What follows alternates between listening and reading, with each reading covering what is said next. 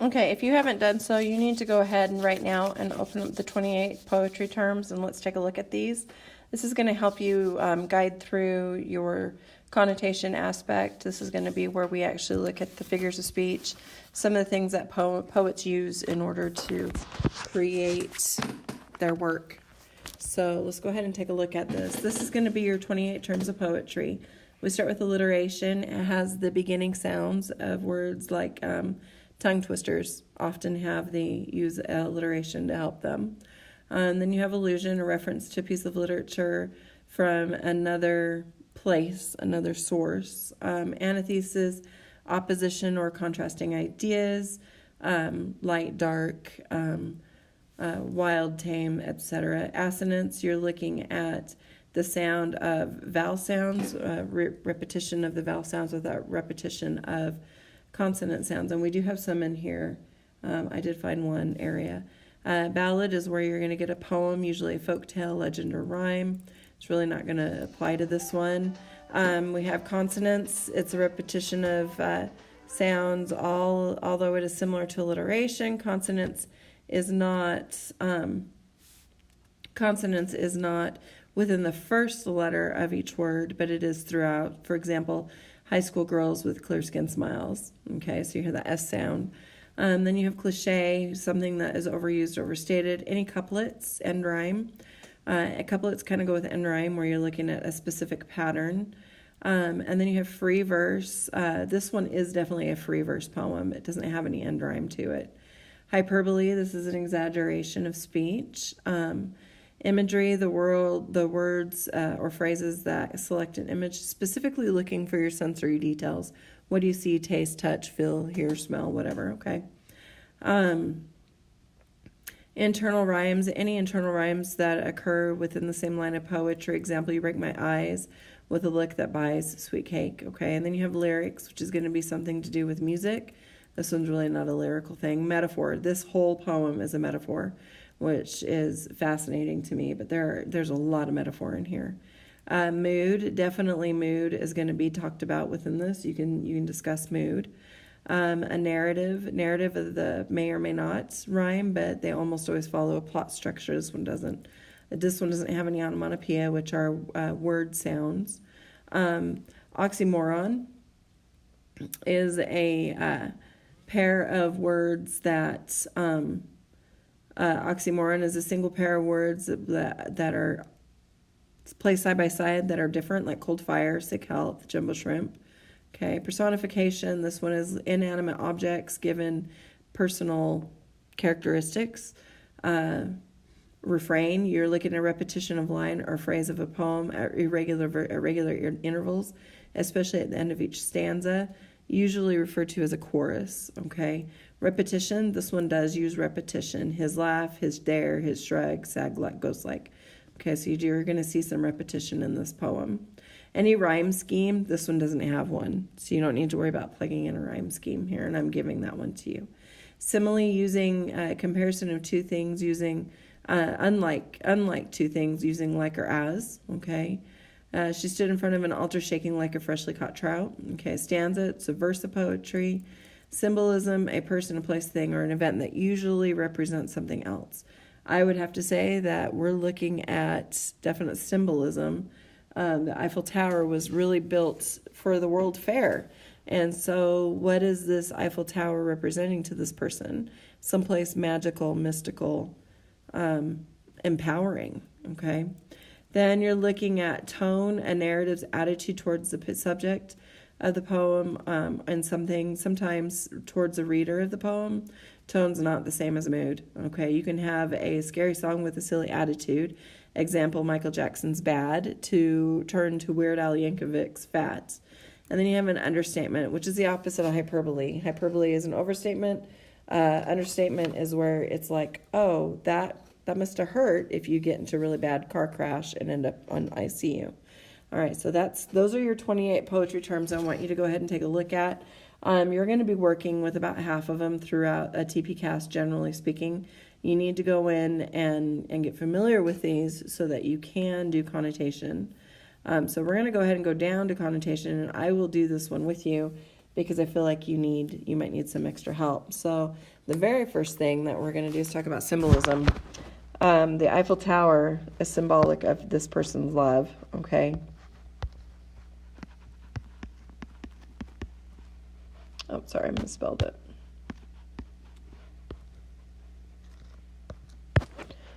Symbolic of the author's love, or of the speaker's love, because the author is sometimes not the speaker.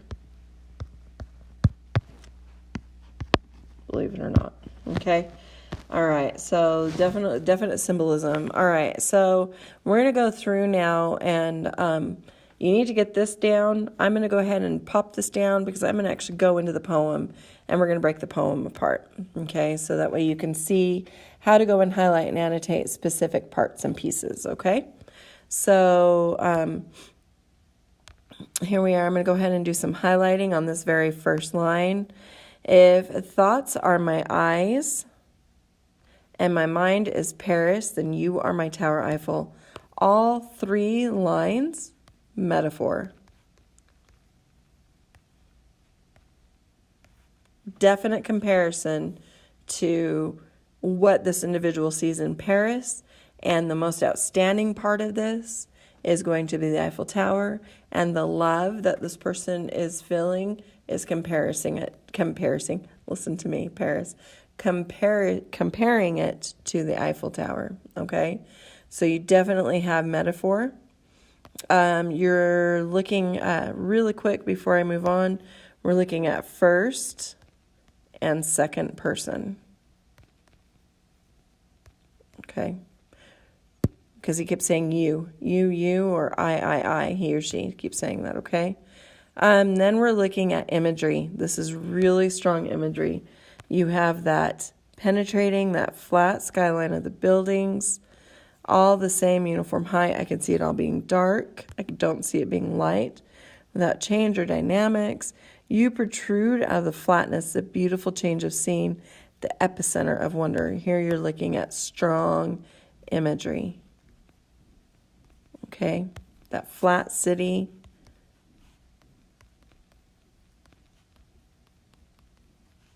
With the tower.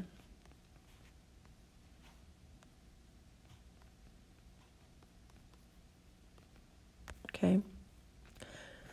Then we're going to drop down to 7 through 12. My wandering eyes always find you. Okay. No matter where I am, who I am with, and what I am doing. Now we're looking at repetition.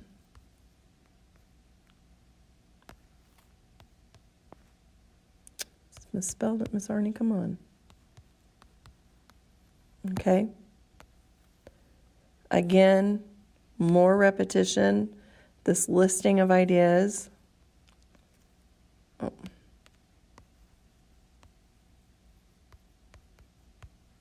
Okay. And I have down here a metaphor. I can always find you above the bustling city, a separate entity of hope and love and change. So we're looking at metaphor here. Talking about this person being a separate entity of hope, love, and change, okay? All right, so get these down. I'm looking to see if there's anything else that I really can pull from this. If somebody else catches something, boy, they're going to get extra credit, because if I'm missing it, yeah. Separate entity. The EE sound maybe.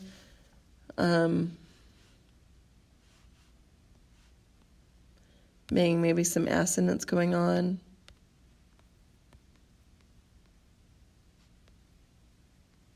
Okay. All right, go ahead and get this down. I've got to drop down, so I'm going to erase the writings. It'll still be saved on my iPad, but I need to go ahead and pop it down so I can scroll down.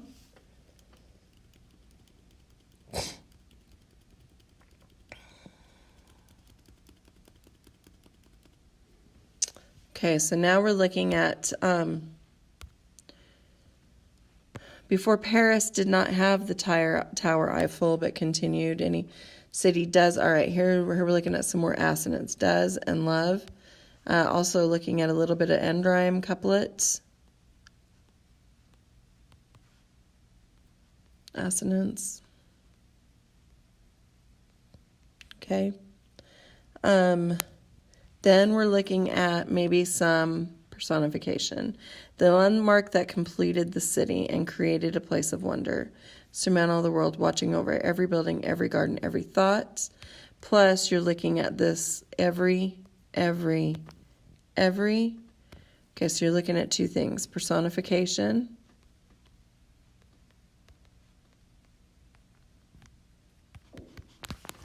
We're also looking at repetition. Okay.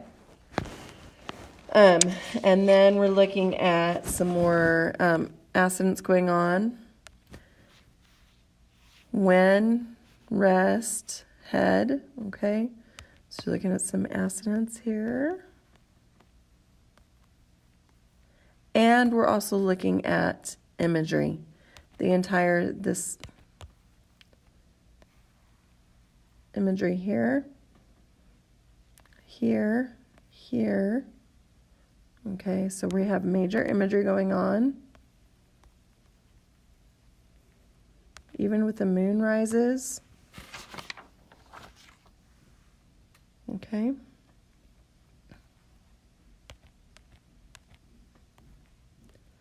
We have some major imagery going on. Okay, so go ahead and get this down. I've got to pop down, and we're going to go ahead and finish this part. Oh, well, I can go ahead and finish this last line, can't I?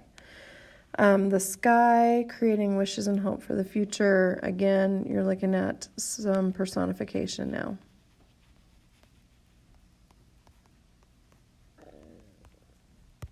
Okay, so you're going to be looking at this. Because the Tower Eiffel's not going to do anything. It's just standing there, okay? All right, so now we're going to go on to the last two lines and get that done so that we can go in and finalize this analysis. So now we've got these last two lines, and we end with both personification and hyperbole.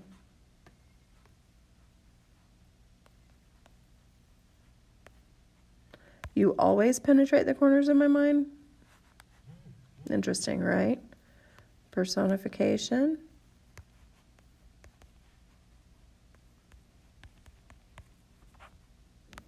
Okay. And then, of course, you have imagery going on here, metaphor.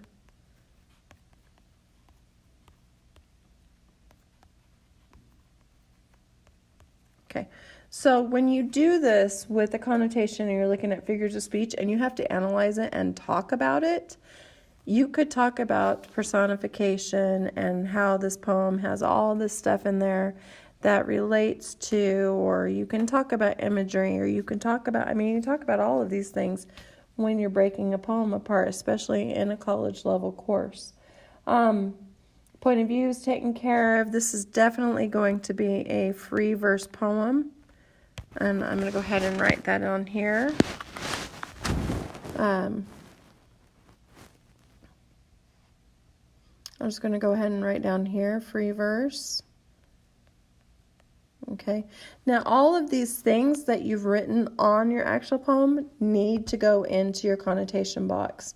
You need to go in and write personification, and then give me the line number. These are the lines and examples, okay? Hyperbole, give me the line number, the example.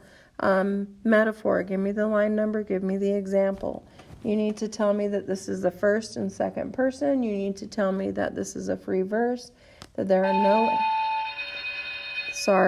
no end rhymes, and basically that's going to be about it for connotation, which is good, so that we can go in and talk about attitude next. I'm going to go ahead, pause here, go ahead and upload this, and get you ready to go into video 3.